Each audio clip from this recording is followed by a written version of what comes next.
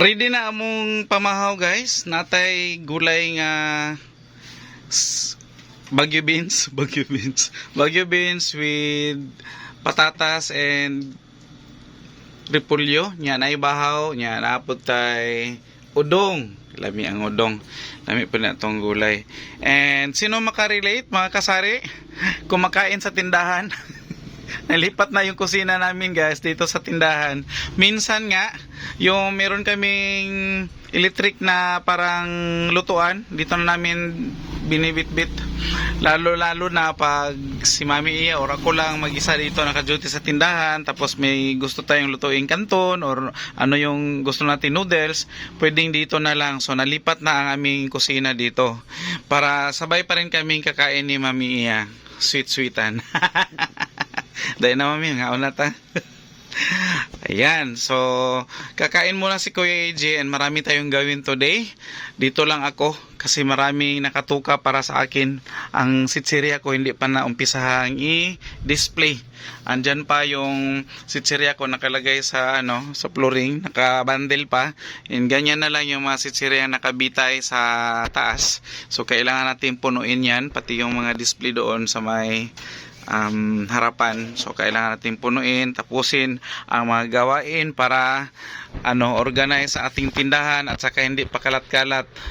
Natural na makalat ang tindahan lalo't maraming namimili, pero from time to time kailangan nating ayusin, i-arrange para maganda pa rin tingnan at saka organize. At saka sa guys, sa pamamaraan na lagi nating ina-arrange at saka inaayos ang ating mga paninda, makita natin kung ano yung mga kulang at saka malaman din natin kung ano yung malapit na mag-expire, dahil pag inaayos mo yan siya and at the same time sinecheck mo yung kung anong kalagayan ng mga paninda mo. So meron bang ningat-ngat dyan? Lalo na yung mga ganon sa taas. Sinecheck natin yan kung may nangat-ngat ba na ating mga alaga. So need natin from time to time mag-check sa ating mga paninda. So pag nag-aayos ka, pag sinecheck mo yung mo or ina-arrange mo palagi yung mga paninda mo, ma-check mo rin kung kumusta na sila.